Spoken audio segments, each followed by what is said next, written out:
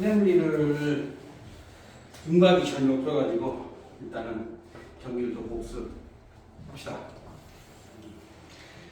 4월달에는 어디까지 손을 댈지 알 수 없어요. 선생님을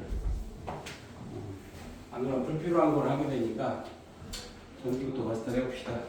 조금 수학을 넣어서 한번 해봅시다. 일단은 될 연산자에 대한 이해도가 좀 떨어질 거라서 될 연산자가 무엇인지를 한번 생각해 보면 얘는 알죠.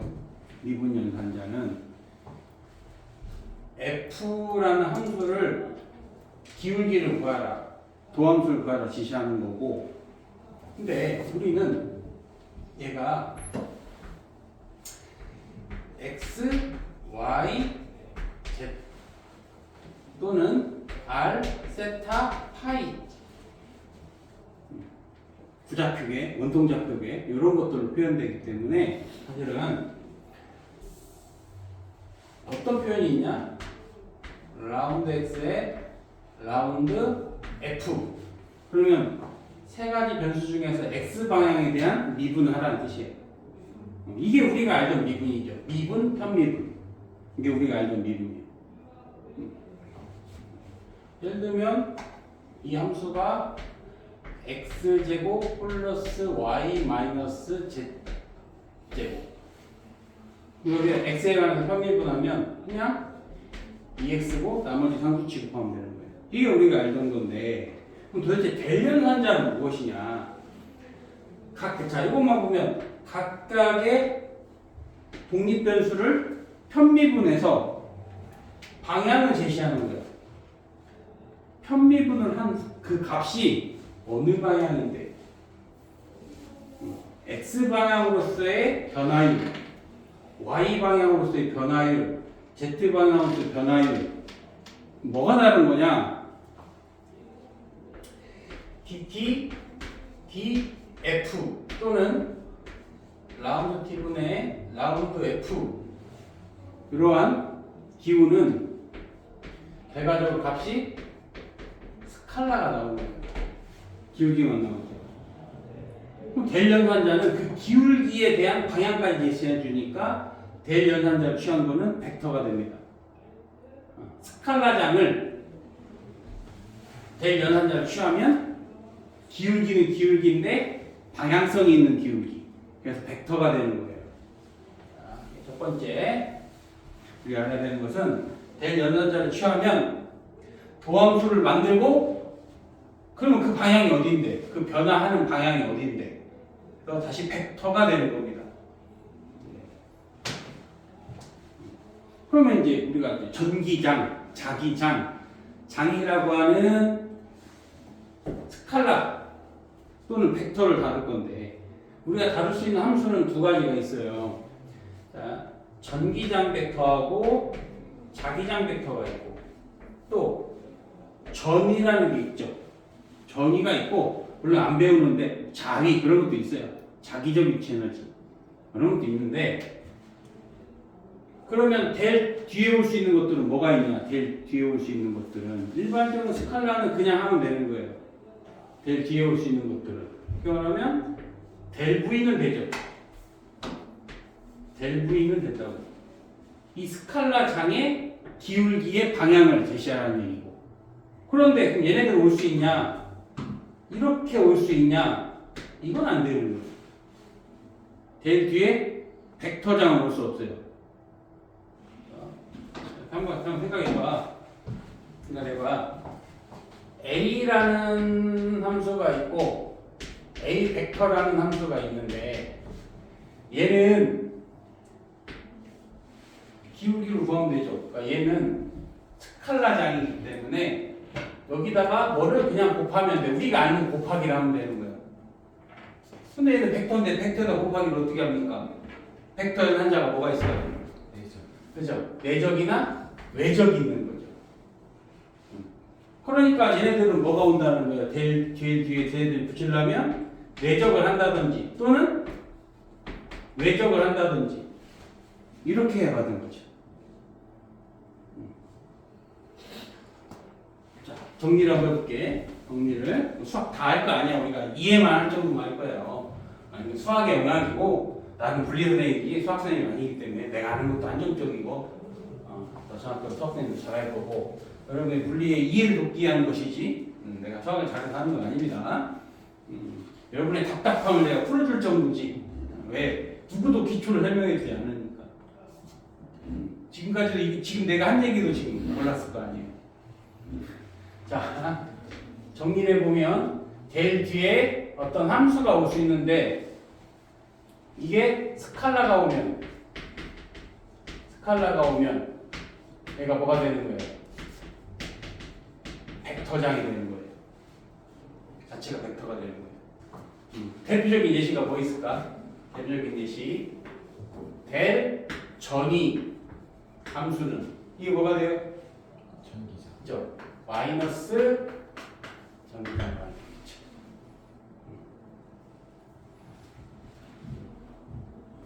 두 번째, 그런데 두 번째가 올 수 있는 것들이 전기장 같은 또는 자기장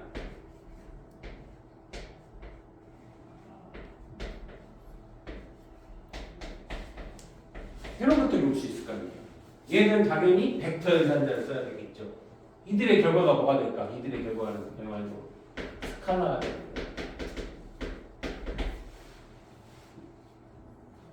해석해보면 전기장의 회전량 회전이 또 뭐야? 회전 일단 뭔가 모르겠어. 전기장의 발산량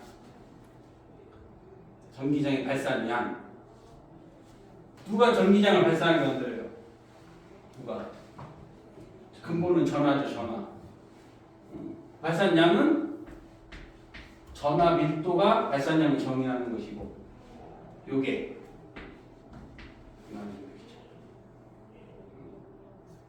일단 얘는 아직 안 배웠어요. 컬은 전기장이 회전하면 뭘 만들까 대충 예상을 해보면 뭔가 자기장 같은 게 만들어지겠죠. 일단 그렇게 생각하시면 되고 전기장의 변화는 자기장을 만든다.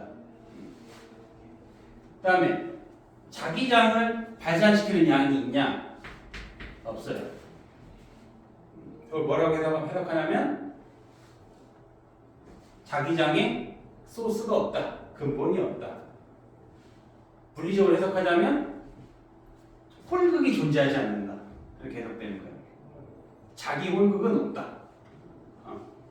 해석해보면 얘는 이 쌍극자로 존재한다는 게 이렇게 존재하니까 가우스 곡면을 잡아서 나간 만큼 다시 들어오죠. 그러니까 면을 통과하는 선의 개수가 없다라고 되겠죠. 자기 홀극이 없다 이렇게 쓰시면 되는 거예요. 그다음에 얘는 뭐겠어요? 자기장의 변화는 뭘 만들까? 전기장을 만들겠죠. 일단은 그것까지 안 배웠으니까 뭐 전기장이 만들어지겠네. 그렇게 되겠죠. 자기장을 만드는 근본이 무엇인가요? 전기장을 만드는 근본은 무엇인가? 전하가 있고 홀극이 있고 자기장의 변화가 있고. 그러면 요거는 자기장을 만드는 근본은 전류라는 게 있죠. 전류. 자기장을 만드는 근본은 전류가 있을 거예요. 그런데 그러면 얘처럼 J를 표현해 쓸 수 있냐? 안 되죠. 왜냐하면 자기장은 직선이 아니고 회전하니까. 자기장이 직선으로 가는 게 있습니까? 없죠. 그러니까 저렇게 쓰면 못하는 거예요. 그래서 이게 얘를 만드는 근본이 전류 밀도가 있을 거고 또 하나는 DT, D 전기장의 변화가 있을 거고 얘가 변이전류예요 나중에. 아직 저까지 진도를 안 나가지고 그러니까 지금 수학하려고 해둔 거예요. 왜 저게 필요하냐? 델연산자를 취했을 때 일반적인 스칼라는 벡터를 만들어주지만 벡터 연산자는 벡터 연산을 취해야 될 거 아닙니까? 그 자체가 다 스칼라입니다. 이거 스칼라잖아요. 이거 스칼라. 방향성을 갖지 않은 스칼라가 된다. 요약하면 이 얘기입니다. 정리가 되죠? 이거 발표했었어요. 발표했다고? 네. 망했어요. 왜 망해? 아니 그냥 이해 못하고 그냥 진작에 해줄 걸 그랬네. 말을 하지 그랬어. 나도 몰라. 나도 잘 몰라. 야, 수학생도 아니고 딱 분리를 가르칠 정도로 내가 하는 거지. 딱 수학입니다. 그래서 스칼라장에 대연한자를 취하면 이렇게 표시했다는 건 여기 올 수 있는 게 스칼라밖에 없죠. 그리고 우리가 해야 될 거는 그렇다면 스칼라량의 대연사 취하면은 그게 벡터가 되는데 그게 보존력이 되는 거예요.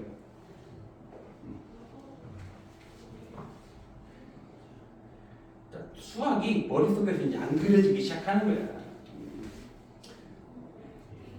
보면은 또 똑같은 예시가 있죠. 이게 뭐예요? 파이가 전기, 선소. 전기, 선소. 파이, 전기, 선소. 파이야.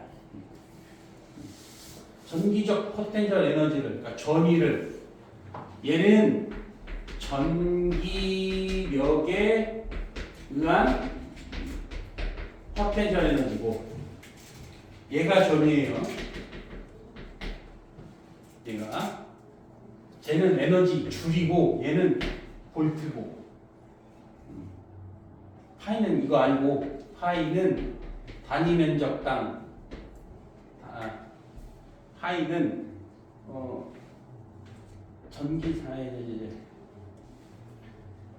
파이는 전기장 벡터의 면적의 내적. 이걸 선에게 쓰고, 여기서 파이는 이게 전이고 얘가 전기력인가 포텐셜 에너지죠.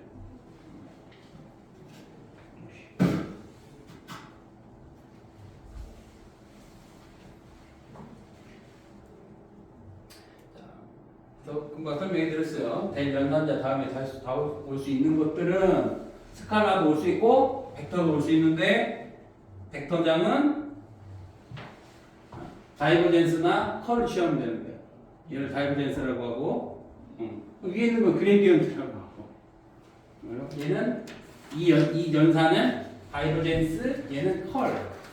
다이버젠스 발산량, 컬 회전량. 다이버젠스 F는 스칼라다.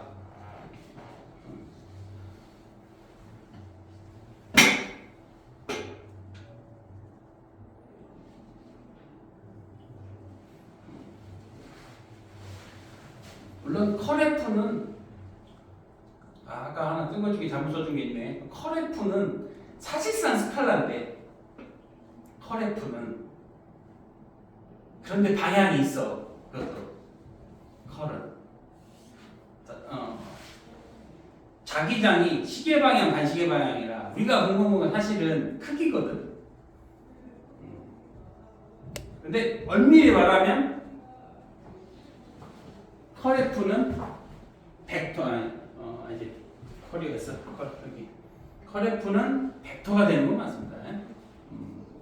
생각해 보면 아까 스칼라라고 했는데 사실상 스칼라가 필요하긴 해. 그 값이 얼마인데 이게 제일 중요하고, 컬을 취하면 벡터가 되는 거예요. 뭐 이거는 또 간단한 수학들이 좀 있는데, 그러면은 이제 그레디언트 U를 생각하면은, 자, 얘는 특정한 지점에서 2차원이라 생각하면 한 면이 될 겁니다. 2차원이라 생각하면 한 면이 될 건데, 면의 최고 값하는 기울기, 그게 어딘데? 면의 최고로 값하는 기울기, 그게 수직 방향이라는 거야. 자, 뭔 소리냐? 이변수 함수를 그리면 뭐가 되지? 이변수 함수를 그리면 공간에서 면이 될 거 아니야. 등고선이 되죠. 그 등고선의 높이까지 계산하면 그게 3차원이 될 거 아니에요. 2차원 면이 가장 가파르게 증가하는 방향이 어디냐? 그게 수직 방향이겠죠. 가장 간단한 예시가 뭐냐? 자, 여기 전화가 있어요. 그러면 여기 지금 내가 뭘 그린 걸까? 등전이면 아닙니까? 등전이면의 가장 가파른 거, 이게 뭐예요? 이게 선이겠죠. 선. 전기력선. 선이 빠져나갈 거 아니야. 총량. 어느 방향으로 가냐? 이 방향으로 가장 가파른 기울기. 가장 가파른 기울기. 그게 뭡니까 이게? 전기장이죠. 그래서 한번 설명이 드렸어요. 그레디언트 U는 기울기인데 가장 가파른 기울기. 자, 여기에서 가장 전위차가 심하게 변화하는 곳을 따라가면 어디를 향하게 돼 있어요? 여기 소스를 향하게 돼 있어요. 이해할 수 있어요? 여기 전위가 있고 여기 전위가 있고 전위가 있고 전위가 있는데 전위차가 가장 가파른 기울기를 쫓아가면 전위의 차이가 가장 가파르게 변하는 곳을 딱 쫓아가면 거기에 소스가 있거나 싱크가 있을 겁니다. 그래서 이렇게 플러스 Q인 거를 소스라고 하고 마이너스 Q인 건 들어가니까 싱크라고 합니다.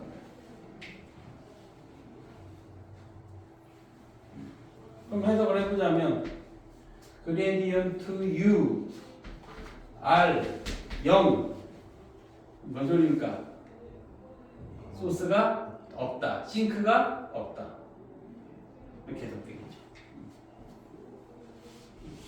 얘는 의미가 뭐지? 그냥 가파른 변화 양이에요. 이 뭐가 된다고 이렇게 하면은 벡터가 된다고 했죠? 벡터가 조금 얘가 지금 쉽지가 않아. 뭐 정확히 이해할 필요는 없어. 근데 저게 뭔 뜻인지만 알면 될 거예요. 자, 그리고 이거는 참고하시면 되고 교재라도 다 있는 거고 다이버젠스라는 걸 보자. 다이버젠스.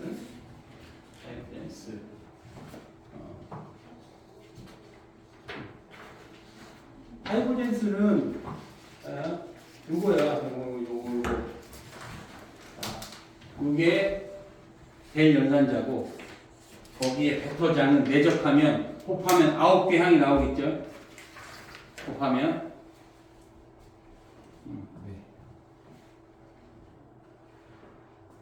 그러면은 어차피 요 3개 빼고 나머지는 전부 없어집니다. 다 0 될 거야. 90도가 되니까. 그럼 결과적으로 남은 게 뭐예요? 남은 게 스칼라만 남았죠. 방향이 없어졌잖아요. 그래서 스칼라다. 이 의미는 X 방향으로의 최대 변화율, Y 방향으로서의 최대 변화율, Z 방향으로서의 최대 변화율을 말하는 거예요. 그 자체가 발산량을 의미하더라 이거죠.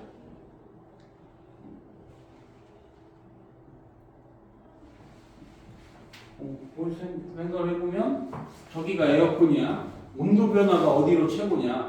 온도 변화가 X, Y, Z가 아니에요. 자, 만약 여기 있으면 X 방향 변화해야죠. 그리고 Y 방향 변화해야죠. 이쪽, 아니 Z 방향 변화해야 되고 Y는 이쪽으로 가는 거는 별로 의미 없죠. 그러면 값이 뭐가 나오겠어? 요것과 요게 나오겠죠. 이거를 합하면 초기가 이렇게 가는 거예요.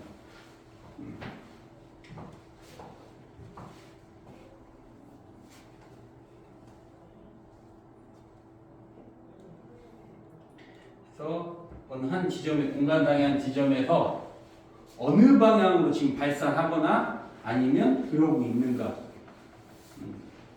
그럼 총 발산량은 어떻게 되겠어요? 총 발산량은 자, 아니 전기장을 해봐. 이게 뭔 뜻이에요? 발산량이죠. 발산량. 총 발산량은 그러면 면적을 곱해서 인테그랄 취해주면 됩니다. 미소 면적에 관한 발산량을 다 합치면 총 발산량이 나오겠죠. 이게 뭐 해야 돼? 이게 파이가 되겠죠. 파이. 총 발산량 파이. 파이는 입실론 제로분의 Q. 그러면 입실론 제로분의 Q. 얘는 요게 뭐가 되겠어요? 이거 입실론 제로분의 로우 dv가 되어야 맞죠? 이거 맞잖아? 네. 왜? 전함밀도 함수를 뭐 해야 돼요? 사실상 부피 적분해야겠죠? 부피 적분.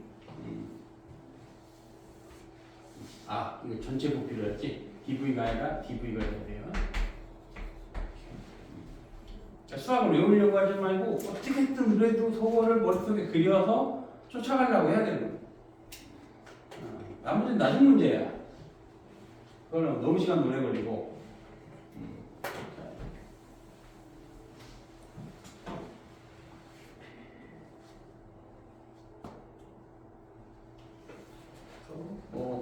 어떤 벡터장을 다이버전스를 취해서 여기가 크면 소스가 있다는 거고 싱크가 있다는 얘기인데, 자, 얘가 발산장인지 수렴장인지 어떻게 알아요? 모르죠. 네. 우리가 왜 저게 이해가 안 되냐면 써먹을 일이 없으니까. 우린 저거 안 해도 되거든 사실은. 이렇게 스칼라 장들이 어떤 벡터 장들이 복잡하게 나올 리가 없잖아요. 우리는 대부분 대칭성이 있는 거 하거나 그러다 보니까 그래. 그럼 얘를 갖다가 다이버전 취해서 보니까 마이너스 3 나왔네. 뭔 뜻이에요? 얘는 수렴하고 있다는 얘기겠죠. 그렇게 사용한다는 거고. 맥스웰 방정식을 다시 한번 또 정리해 봅시다. 맥스웰 방정식은 일단 시간에 의존하지 않습니다. 시간에 의존하지 않는다. 쉽게 말하면 밀도도, 전하 밀도도, 전기장도, 자기장도 시간에 따라 변할 거 아니에요. 근데 시간에 의미를 부여하지 않는다면 그게 전제 조건이에요. 시간에 의미를 갖는다면. 자, 지금까지 생각해봐. 얘가 R로 표현했지 T로 표현하지 않았잖아요. 네. 어떤 구의 전하 밀도가 이렇게 되니까 말이야. 로우는 KR. 그런데 이게 시간에 따라 변하면 원래는 그게 맞죠. 전하폭을 시간에 따라 변하니까. 그럼 너무 복잡해지죠. 이변수가 되면.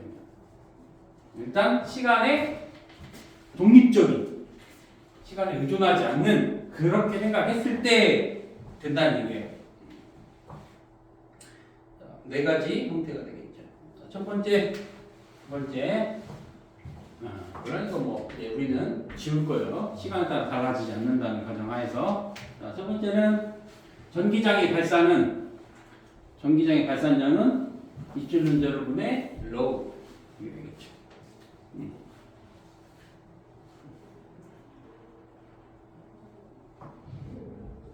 두 번째는 자기장의 발산은 0.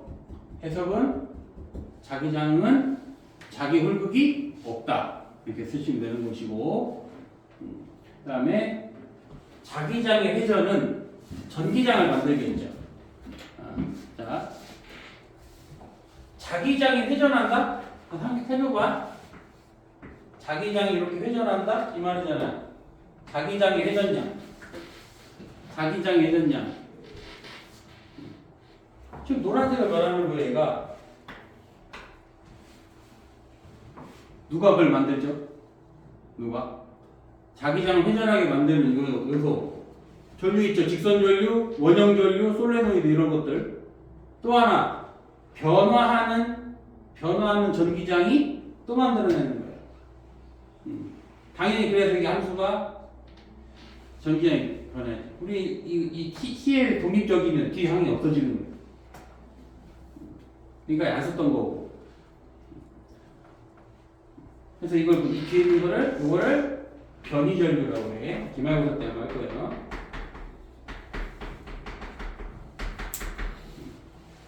얘를 변이전류라고 해. 따지면 여기서 이렇게 쓰는 거예요. 뮤 제로 I 디스플레이스먼트 이렇게 되는 거예요. 뒤에가 I 마치. 그러니까 쉽게 말하면 자기장을 만드는 모든 근본은 그냥 전류처럼 생각하겠다는 얘기죠. 전류가 자기장을 만드니까 자기장의 변화도 그냥 전류처럼 생각하겠다. 이렇게 써지는 거예요. 그리고 이제 이것도 이제 기말고사 때도 이제 안 해본 것 중에 자기장이 함수 시간에 따라 변하는 함수가 되어져요. 그러면 전기장이 어떻게 만들어진가? 이런 이런 것들은 여러분들 보기가 어려워. 어느 책에도 거의 많이 없다고 보시면 돼요. 거의 없다. 맥스웰 방정식. 이거를 뭐라고 하냐면 미분형이라고 하는 거예요. 이게 뭐 대면사차가 미분이잖아. 미분인데 저게 벡터 함수가 들어가서 이게 미분인가? 우리가 아는 미분이 아닌 것처럼 보이는 거기도 하고요.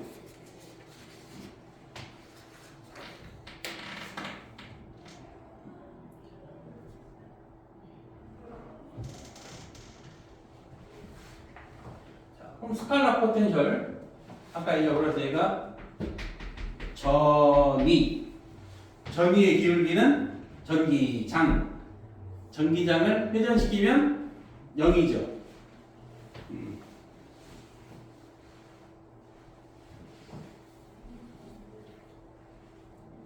그래서 그거를 집어넣으면 어떻게 돼요? 델 제곱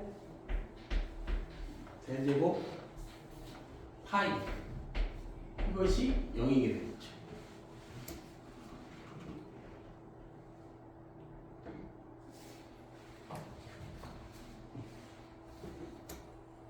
이러면 뭔 뜻이냐? 자, 다시 여기 전이고 이게 전기장이죠. 전기장의 회전 이렇게 돼요.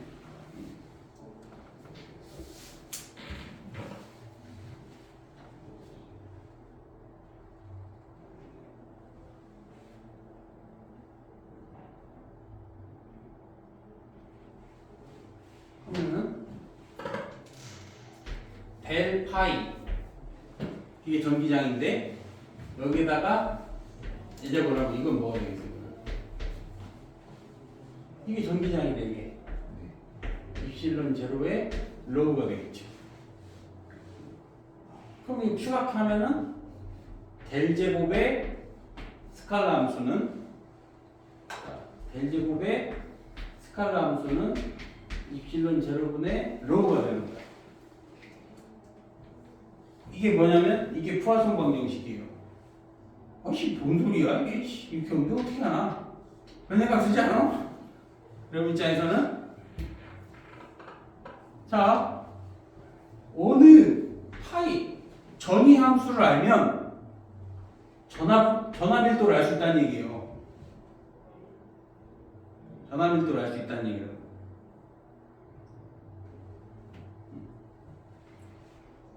자, 이 교실에 전위가 생겼어. 이 교실에 전위 함수를 내가 찾았어. 그럼 이 애를 만드는 근본이 있을 거 아니야, 어딘가에. 이 교실 밖에든 어디든. 그걸 알 수 있는 거 아닙니까? 반대로, 전류 밀도를 알면 얘를 찾을 수 있겠죠. 그냥 그 관계 나머지 다 상수니까. 상수이거나 연산이니까. 뭐 그게 뭔데요? 그걸 못한다고 너무 어려워요. 이거 풀기가. 푸아송 방정식 같은 거 풀려면 뭐 경계 조건 같은 것도 다 필요하고 저걸 맞닥뜨릴 게 하나도 없어. 그래서 이해가 안 가는 거예요. 저게 푸아송 방정식이고 저게 0이면 라플라스 방정식인 거예요.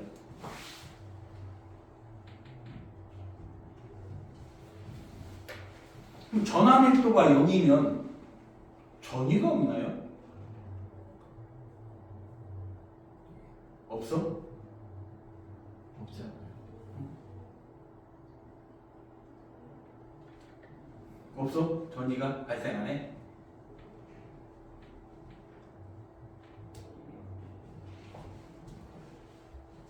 그럼 뭐 하려고 하지? 어차피 다 0인데.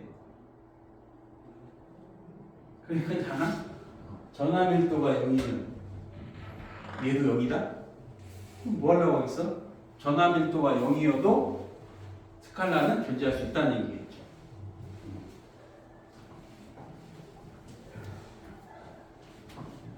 정상에서는 응? 맞다. 근데 그럼 그게 뭔데요? 그게 어려운 거야, 이게. 그래서 내가 이거를 나간다는 게 어려운 거야. 뭐 대충 수학은 알겠는데 물리에서 이걸 어떻게 씁니까? 그걸 하기가 너무 오래 걸리는 거야. 시간도 오래 걸리고 이해도 안 가고 적용을 해봐야 되는데 이렇게 적으면 되는구나. 이거 하나 푸는데 최소 3, 40분 걸립니다. 한 문제 푸는데. 상당히 그걸 축약해서 내는 문제밖에 안 내. 2학기 때 이거 할 수도 있어요. 작년에 이거 했으니까 올해도 할 수도 있어요. 2학기 때 할 게 없거든. 보통 하는 게 라그랑지 제한이나 유체역학, 그다음에 얘네들, 그다음에 진동학 넷 중에 돌아가면 돼요.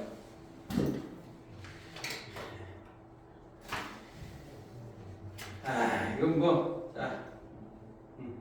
라플라시안 다 나왔다는 거고, 그냥 내용이니까 딱 적어놓은 거예요. 내용이라서 여러분들 크게 신경 쓸 필요 없습니다. 자, 그러면 신경 써야 될 거, 다음 신경 써야 될 거, 가우스 정리, 발산 정리와 스토커스 정리. 발산 정리.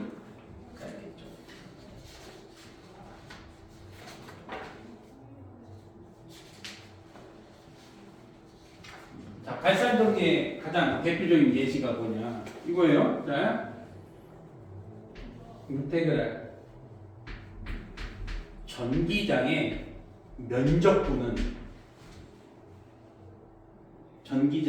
면적분은 자, 미소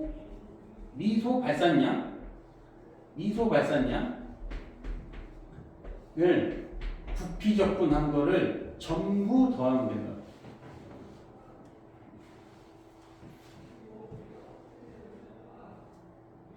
이건 또 뭔 얘기인가요? 자, 그림을 해봅시다. 자, 원래 우리 가우스 법칙 했었잖아요. 인테그랄, 이게 뭐였어요? 여기가 원래 여기는 입실론 제로분의 뭐였어요? 여기가 Q죠? Q. 얘는 입실론 제로분의 1에 인테그랄 로우 dv. 그러니까 아까 그게 되는 거예요. 이게 적분형 맥스웰 방정식이에요. 아까 이게 적분형이죠.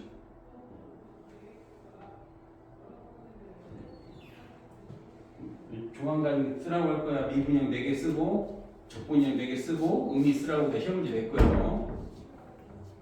용아 낼 거야. 이거 나올 수 있어.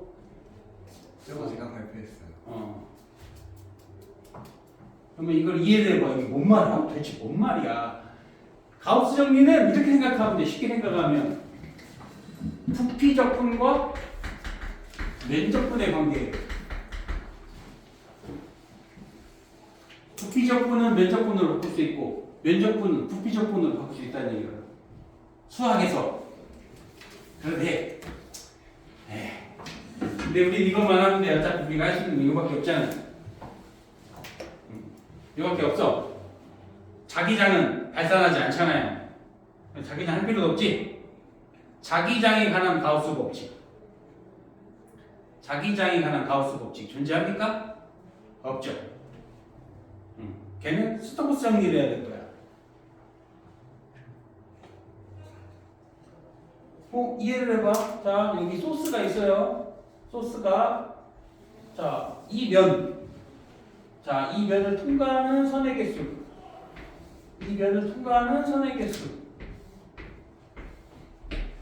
자, 이런 식으로 통과하잖아. 야, 요 그림 익숙하네? 어디에다 내겠습니까? 면적분 여기에다 맞아. 4파이 r제곱을 지나가는 선의 개수. 얘는 여기에 미소 부피가 있어. 이렇게 미소 부피 얼마만큼 통과하는가를 보여준 거야. 미소 부피 얼마만큼 통과하는데 그럼 그 부피의 통과량을 전체 부피에 대해서 전부 다 더해. 똑같아야 되지 않아요? 이해하시겠어요? 면을 통과하는 총량이나 부피를 통과하는 양은 전부 도함값이나 같아져야겠죠. 발산량이 다를 리가 없잖아요.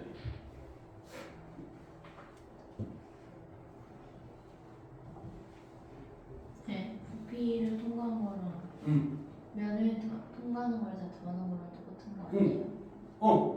이 부피를 통과하는 이 미소 부피를 통과하는 이 발산량을 전부 다 더해. 그러면 이 양, 얘가 발산하고 있는 양이 나오는 거잖아요. 그럼 우리는 그 지금까지 어떻게 했습니까? 그냥 면을 통과하는 양을 해도 똑같다는 얘기죠. 소스는 똑같으니까.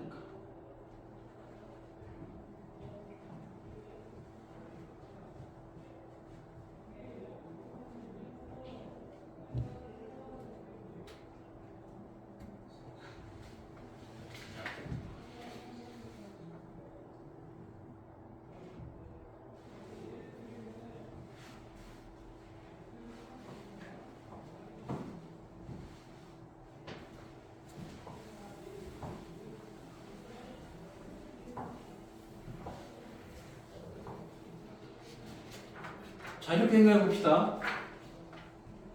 전기장은 벡터인데 조금 예시가 잘못될 수 있어요. 자, 이 히터에서 열이 나가. 그러면 내가 지금 내 주먹에 있는 이 부피 속에 열 변화량, 열이 흐르는 양이 있을 거 아니에요? 그러면 이 내 주먹기, 이 교실 전체를 생각한다면 미소 부피의 열 변화량을 이 교실에 전체 적분을 한 거나 교실 벽면에서 빠져나가는 열량이나 뭐가 다르죠? 어차피 제가 주는 건데 열을 좀 이해할 수 있겠나? 근데 약간 다른 거 왜냐면 쟤는 스칼라고 얘는 벡터잖아. 좀 달라요. 얘는 스칼라고 벡터라서 방향성 있고 얘는 없거든. 뭐 그냥 예시를 든 거죠. 어차피 쟤는 소스인 건 맞거든. 열을 내뿜는 소스는 맞잖아. 근데 쟤는 방향성이 없을 뿐이에요. 그 얘기예요. 그래서 수학에서는 면적분을 부피적분으로 바꾸고 할 때서 쓰는 거예요. 이게 뭡니까? 가우스 법칙의 미분형. 가우스는 미분형. 이게 적분형이 되겠죠. 이 자체가 적분형. 적분을 쓰라고 이대로 쓰면 되고 미분형, 적분형.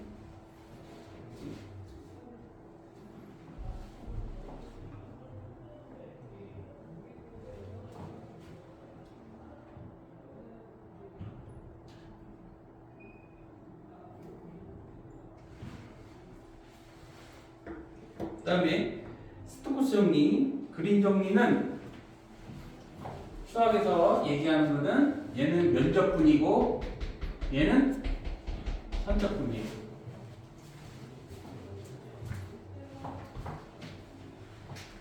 우리가 아는 걸로 한번 써보면 인테그랄 전기장의 선적분은 이거 뭐죠? 전기장 이거 혹시 전기장 곱하기 인테그랄 dl 이게 뭘까?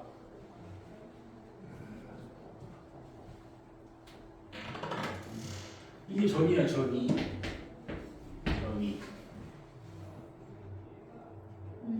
이 전이에요.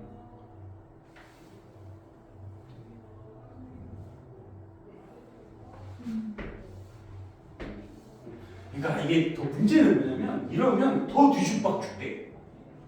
그런 생각 안 들어? 학생들 입장에서는 기껏해서 막 해놔서 좀 나를 말만했는데 이러니까 더 이상해지죠. 더 어려워지는 것 같고. 아니 안 그래도 어려운데 왜 더 어렵게 가냐 이거야.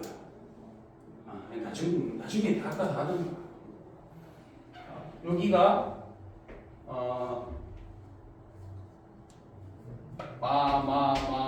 얘가 뿔뿔뿔뿔 여기 정리역선이잖아요. 그러면 단위 플러스 1쿨롱을 내가 이렇게 옮겨 놓는데 한 1. 그게 전이잖아. 전.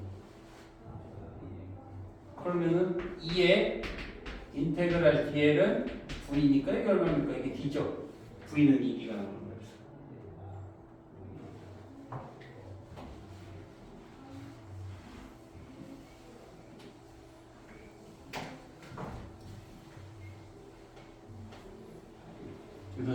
선적분이면 그런 게 있죠. 전기장에 관한 선적분. 자, 이것도 있겠죠. 자기장에 관한 선적분. 이게 뭐랍니까? 자기 위치. 문제로 이게 왕표의 법칙이죠. 아 네. 전기장에 관한 선적분, 자기장에 관한 선적분. 이 선적분을 회전으로 바꾸고 싶다는 얘기잖아요. 이 의미가 뭐야? 이 자체가 뮤제로 Y가 전류가 흐르면 톤에 자기장이 돌잖아. 이걸 뭘로 표현할 수 있습니까? 컬비로 나타낼 수 있죠. 그러면 미소 면적의 컬비를 전부 한 거랑 똑같죠. 회전량.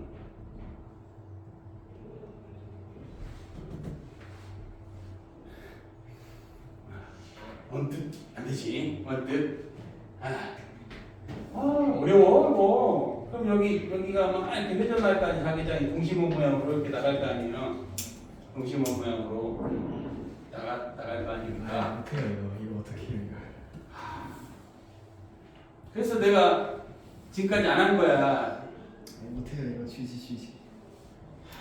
되겠냐고. 그럼 잘하는 일도 안 된단 말이야.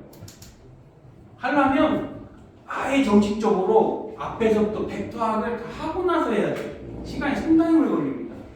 벡터 하나 연산하는데 시간이 1시간씩 걸립니다. 이제 발표할 때 다 찾아봤었는데 그냥 뭐 계속해서 찾아볼수록 이것도 찾아봐야 되고 저것도 해야 되고. 없지. 내 자료가도 그나마 정리가 잘 돼 있을걸? 이것도 내가 추격한 거고 추격했기 때문에 더더욱 이해가 안 가. 이것도 많이 찾아준 거야. 정리 잘 해놓은 거라고. 자기가 찾아봤으면 알 거야. 뭐 제대로 된 게 있어? 못해요. 없다니까. 그나마 학생들이 이해할 수 있도록 최대한 그림을 찾아놓은 건데도 어렵습니다. 그냥 설명만 이렇게 하고 시험은 이렇게 안 되지 않을까? 아니 그러니까 용어만 이해하면 왜냐면 그 맥스웰 방정식 때문에 하는 거예요. 그 자체 이해만 하라고. 자, 그러면 스토크 정리는 어디에 쓰는 거예요? 자, 아까 발산 정리는 어디다 쓰는 거예요? 전기장이라는 가우스 법칙. 스토크 정리는 자기장에 관한 가우스 법칙. 그냥 우리는 이것만 하려고 하는 거예요. 이것만. 그게 뭔지는 알고 써야 될 거 아닙니까? 자, 비교를 해봐. 깎고랑 깎고 비교해봐. 자, 전기장의 면적분은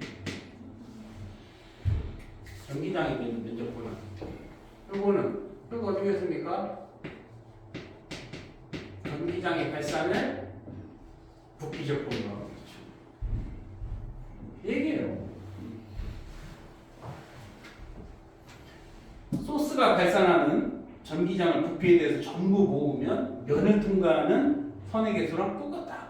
얘기했죠. 파이는 선의 개수잖아. 이 자체가 뭐예요? 이 자체가 입실론 제로분의 Q. 이게 파이잖아. 우리 선의 개수. 자, 여기 교실 한가운데 소스가 있어. 그리고 이 교실을 사선으로 100가닥이 지나가. 상상을 해봐. 그럼 교실의 미소 부피에 지나가는 선의 개수를 세. 이거 다 합치면 몇 가닥이겠습니까? 이 교실 표면을 통과하는 것도. 그냥 그 한국말을 수학으로 써는 거예요. 조금 친절하게 그림과 한국말을 좀 많이 써주면 좋은데 그런 책이 없어. 진짜 없어. 그러니까 나도 저거 할 때 있으면 뭔 소리야, 씨.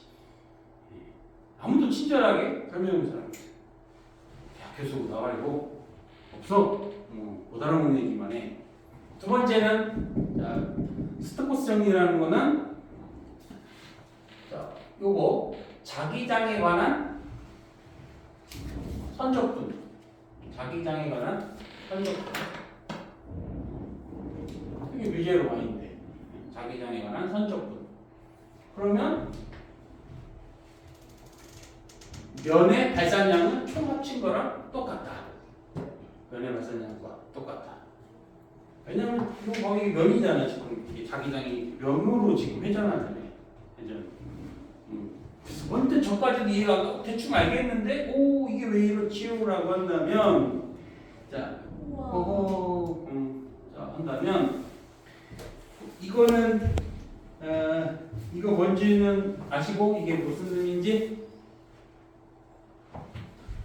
이거 컬F 이거는 I, J, K 라운드 X의 라운드, 라운드 Y의 라운드, 라운드 Z의 라운드, X, Y, Z 이거 행렬 푸는 거거든? 이건 텍스가 아니에요. 딴 데서 제가 따로 찾아본 거. 아, 찾아서 한 거고 두 분은 모르는 거고 이래 행렬을 풀면 이렇게 되는 거예요. 신발끈. 이 장 얘를 하면 자, 이게 정말 자 그러면 x가 고정돼 있으면 yz가 아니면 하나의 면 아닐까? x가 고정돼 있으면 yz가 아니면 하나의 면이거든요. 이 면에 여기 스칼라장이 있는데 이렇게 됐어. 이렇게 여기가 세고 약하네. 장이 지나가. 그럼 얘 돌리려고 하지 않을까? 여기가 회전축으로서 양 끝변을 그 회전량을 빼는 거야. dx dy가 뭐였어요? 따지면 미소면적이잖아. 미소면적 xy 면적, zx 면적, yz 면적. 그거의 힘의 변화율. 어디가 힘의 변화율이 세냐? 어디가 힘의 변화율이 세냐? 빨리 이게 똑같으면 한 면에 작용하는 회전량이 똑같다는 얘기니까 회전 안 하고 차이가 생겨날 거 아닙니까? 그러면 3방향으로 회전량을 하면 이 부피에 어느 방향으로 회전하겠는가? 근데 어차피 면의 회전하고 똑같게 됩니다. 그러면 뭐 들어도 이해가 안 가는데 미소 면적을 지나가는 힘이 있어. 그 힘을 회전시키려고 할 거 아니에요. 그 미소 면적의 회전량들을 각 방향에 두고 전부 더해. 그럼 전체 회전량이라고 했죠. 그런데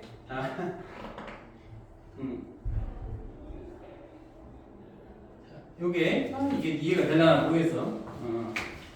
이게 미소 면적에 대해서 회전량을 나타내는 거예요. 여기도 회전, 여기도 회전, 여기도 회전, 여기도 회전, 여기도 회전, 여기도 회전. 자, 회전량이 되게 그럼 이렇게 회전이잖아요. 이렇게 회전. 미소 면적의 회전량. 이거 전부 더해. 미소 면적의 회전량. 미소 면적의 회전량 전부 더해. 미소 면적의 회전량. 회전 전부 더해 이 말이거든. 전부 더하면 쟤는 벡터니까 돌면서 방향이 전부 상쇄되고 뭐만 남아? 끝에 있는 것만 남죠. 그러니까 선적분만 남게 돼요. 얘는 쌤이 말해주셨어요.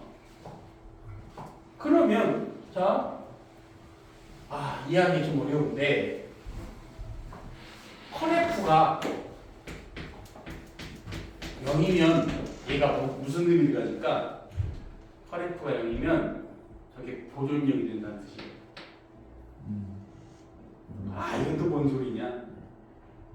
뭔 소리냐? 컬F가 0이면 여기 있는 물체를 h 높이까지 나는 이렇게 들고 갔다가 이렇게 왔어. 뭐에 대해서? 중력에 대해서. 그러면 여기 미소 면적이 있을 텐데 중력은 이 방향으로 작용하니까 회전량이 된단 말이에요. 각도가 다 달라지면서. 어찌됐든 이렇게 갈 때 그러면 이 면을 어떻게 회전할까? 중력 이 방향이니까 이렇게 회전시키려고 할 거 아니에요. 중력은 아래 방향이니까. 다시 돌아올 때는 중력이 저 방향이고 돌아올 때는 미소 면적을 중력이 시계 방향으로 회전할 거예요. 그래서 이 쓸고 하는 이 면적, 경로의 면적을 갔다가 다시 돌아왔는데 0이야. 한 일이 없어. 그게 보존력 아니에요? 이해가 안 가지? 이해가 안 가지? 이해가.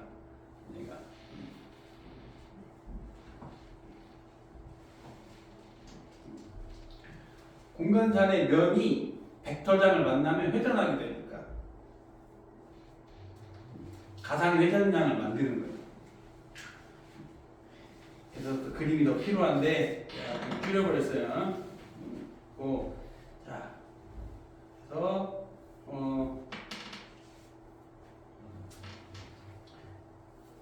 요게 그러면 이걸로 봅시다. 이게 동등함을 보이래. 당연히 이게 뭡니까? 선적분은 발산량을 면의 발산량은 전부 더한 걸 나타내는 거잖아. 그럼 얘가 0이라는 거 아니에요? 그럼 이게 뭡니까? 힘 곱하기 거리네? 힘 곱하기 거리 한 질이죠? 이거는 태국면을 따라 갔다 온 거예요. 태국면을 따라갔다 갔다 왔는데 여기 한 질이 0이야. 그게 보존력이잖아요. 다시 보존력에 대해서, 보존력장에 대해서 제자리로 돌아오면 한 일이 없었잖아요, 지금까지. 보존력장이 뭐뭐 있었어? 우리가 아는 거. 충력장, 전기장. 이런 게 보존력장이죠. 그래서 보존력 판별식이기도 합니다. 아마도 여기 화면에도 나와. 그만할 때 할 일이 있어요. 그래서 보존력장인지 아닌지는 컬을 취해보면 되는 거예요. 그래서 쓸모가 있는 거예요. 저걸 왜 배워가 아니라 우리가 앞으로 한 3차원에 대한 공간에 벡터장과 스칼라장을 다룰 때는 저런 수학이 필요한 거다. 우리는 저런 수준을 안 해보니까 익숙하지 않은 것 뿐입니다. 안 해봐서. 다시 돌아와서 전기장 여기서부터 이제 프린트에 입각해서 필요한 것만 다시 복습을 해볼 건데 역할 전기장 역할 프린트에 되어 있어. 전하. 예? 전기력. 아니 가로에 뭐가 들어가야 돼? 전기력. 전기력을 전달하는 내겠지? 전자기력. 그 프린터를 여러분 열심히 안 보지? 나름 선생님들 수준 높게 써놓은 거야. 선생님들 설명 제대로 안 해줘서 그렇지. 전기, 적, 에너지를 전달하는 내기체예요. 그 내가 축전기 뭐라고 했습니까? 축전기 주인공은 누구라고 했어요? 축전기 주인공이 누구라고 했어요? 전기장. 전기장이 에너지를 저장하는 저장체라고 했잖아. 이 얘기도 했어. 이게 전선이 있는데 여기가 서울이고 여기가 부산이야. 서울에 있는 전화 하나가 살짝 움직이면 부산에 있는 애가 바로 움직이냐? 즉시 움직입니다. 얘가 움직이면 뭐가 변해? 주변에 전기장이 변하게 되죠. 얘가 빛의 속도로 느끼게 되는 거예요. 이게 일광량 떨어져 있으면 1초에 반응합니다. 전기에너지의 전달 속력, 전자기파의 전달 속력은 빛의 속력이거든. 매질과 상관이 있어. 있지. 물속에서 속력이 느려지잖아, 빛의 속력이. 그러면 얘가 만드는 전기장이 얘한테 얼마만큼 에너지를 전달하냐? 2분의 1의 이필론 제로 전기장의 제곱만큼 전달하게 되는 거야. 그럼 전달량은 이게 사방으로 퍼지니까 이거를 어떤 면이나 부피로 나눠주면 되는 거예요. 이해가 되려나 모르겠어요. 이게 포인팅 벡터일 거야. 포인팅 벡터.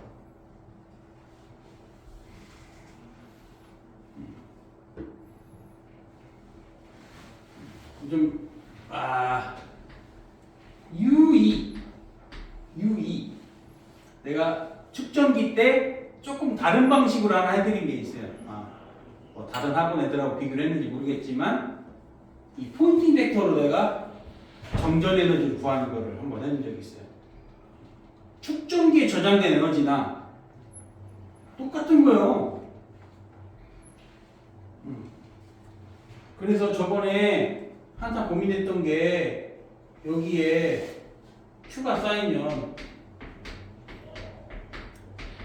얘 전위는 K R분의 Q예요.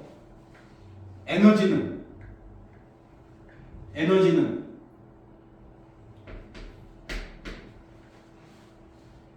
2분의 1 된다고 했죠.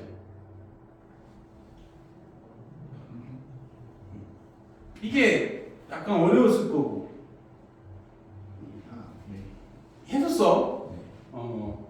있었어. 학교에서 지금 안 나가니까 지금 내가 다시 언급을 안 하는 거야. 학교에서 어떻게 나가지? 아직까지 뭐 준 게 없어가지고 이게 조금 우리 수준을 벗어나고 있는 거야. 벌써. 그러면은 이걸 어떻게 설명했어요?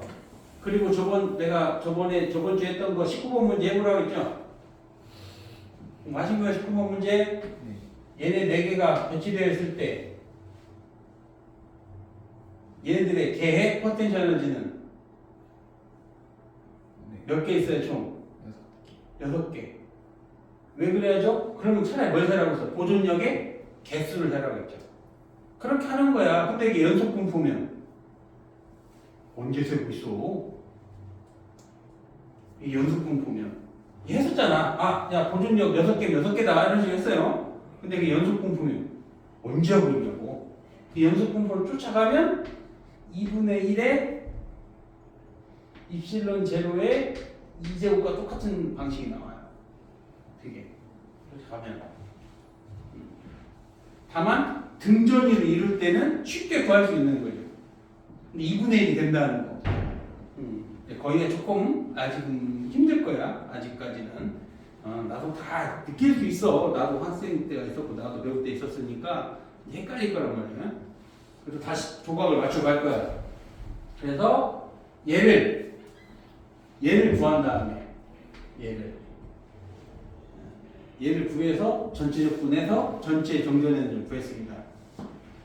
나중에 축전기 할 때 한번 더 해봐. 아무튼 전기장의 의미는 이겁니다. 전기 에너지를 매개하는 매개체, 전달하는 매개체.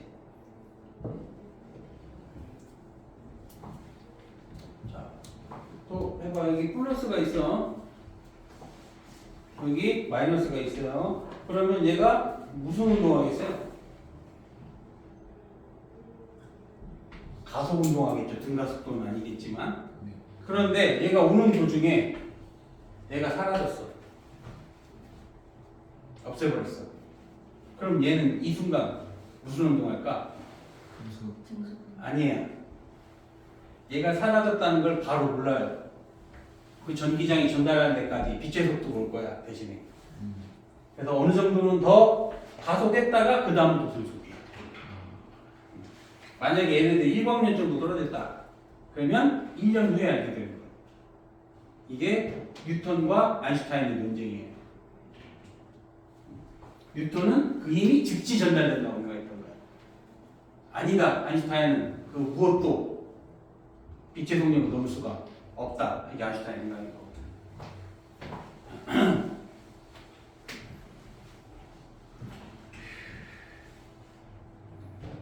가우스 법칙. 자, 전기선도 이거 다 배운 건데 표현식을 한번 바꿔보면서 써봅시다. 전기선도 파이는 입실론 제로분의 Q. 이게 파이가 된다 했어요.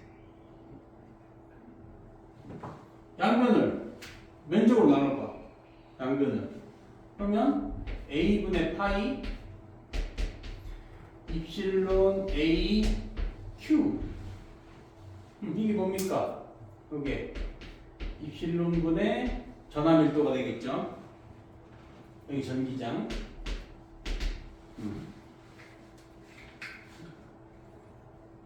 그래서 전기장을 면에 대해서 전부 더한 값이나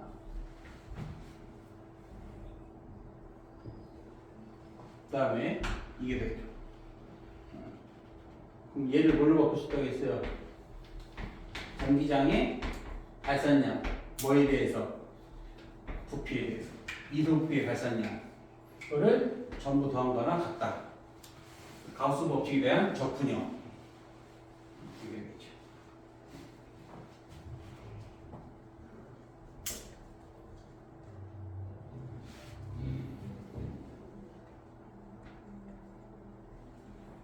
그럼 파이는 스칼라 함수네. 파이는 스칼라 함수. 그럼 이건 뭐야? 델 파이는 델 파이 r. 이게 뭐가 되는 거예요? 뭐 그러니까 의미가 전기장이 되겠죠. 자, 델 전위는 이건 뭐가 될까요? 될 전이는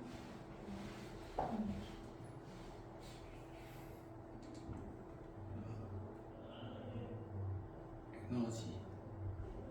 쳐. 다시 써볼게.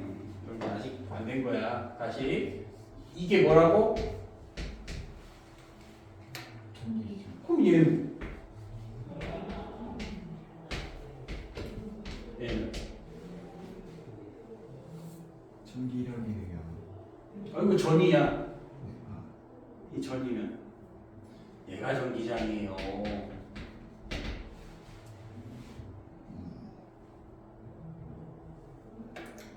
알겠어요? 그러면 이거는 전기력에 의한 포텐셜 에너지를 이건 뭐겠어요? 이게 전기력이 되겠죠. 그럼 전기력선에 대한 기울기? 전기력선에 대한 기울기?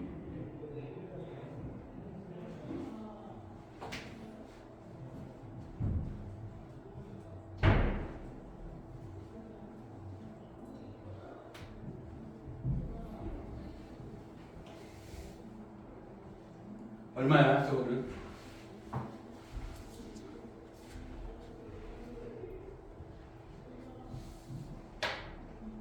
뭐라고 표현되겠네요?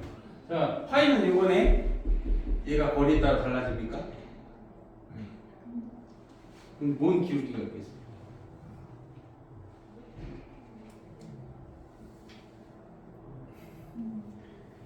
만들면 있지, 만들면 억지로 만든다면 있을 수 있겠다만 파이는 이건데 선의 개수인데 상수인데 상수잖아요. 상수를 미분하래. 곱셈. 0.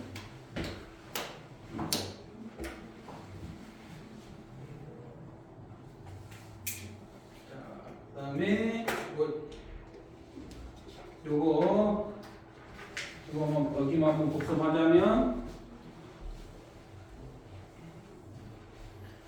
우리는 면에 수직한 양만 끌고 나가야 된다고 그랬어요. 기억나나 모르겠어요. 그래서 이거 어떻게 하냐고 했죠. 이거 반구를 통과하는 양, 반구를 통과하는 양. 그러면은 여기 이렇게 뚫고 들어와. 이게 수직이 아니죠. 그럼 결국은 뭐 똑같다는 거야? 이 반구의 그림자면을 통과하는 파란색 양과 똑같다. 저런 아이디어를 가지고 성격은 어차피 미분값이니까 저런 아이디어를 가지고 문제 해결할 수 있었습니다.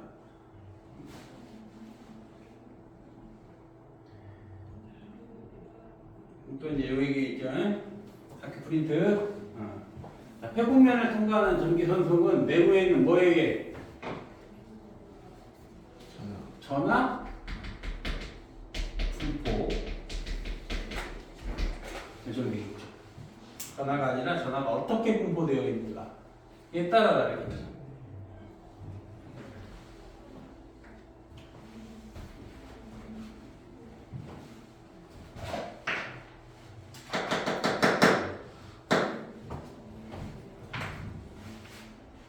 자, 밑에 있는 바로 답이 뭐 들어야 돼?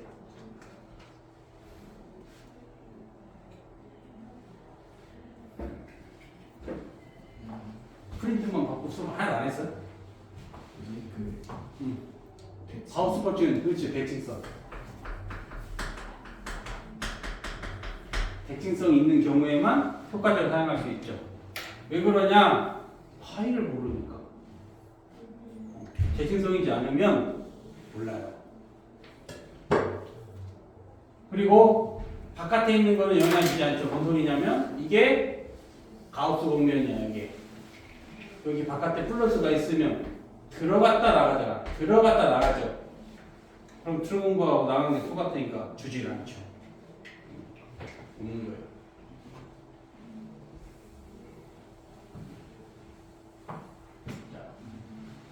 전기장의 총 개수는 전하량에 비례하고 이 비례식을 등식으로 만들면 총선의 개수는 입실은 제로분의 Q가 되는 거고 공간상에 상관이 없다면 Q가 되는 거예요. 그게 대체장이에요. 그럼 대체장 D는 전화 밀도가 관련된 거예요. 전기장은 그걸 다시 뭘로 나누는 거예요?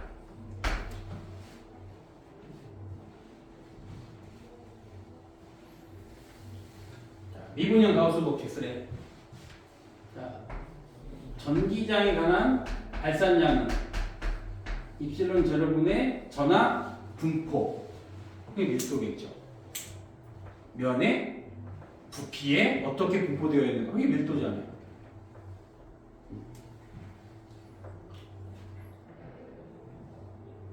자기장도 나중에 비교해서 자기장에 대한 가우스 법칙은 사실상은 이렇게 쓸 수밖에 없죠.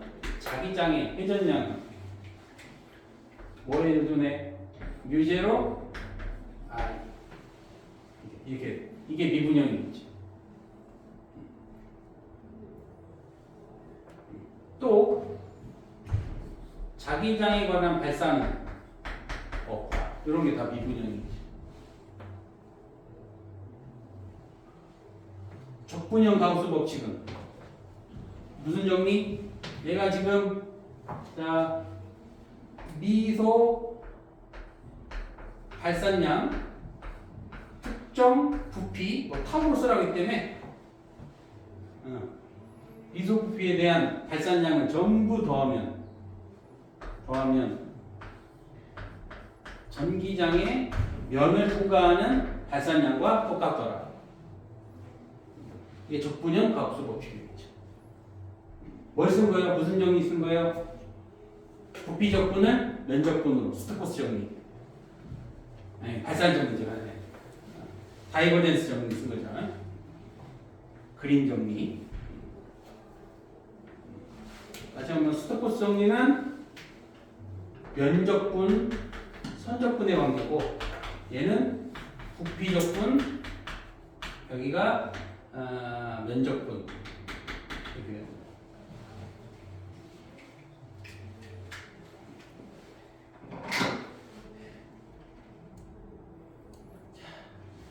자, 쉬어갑시다. 아이고.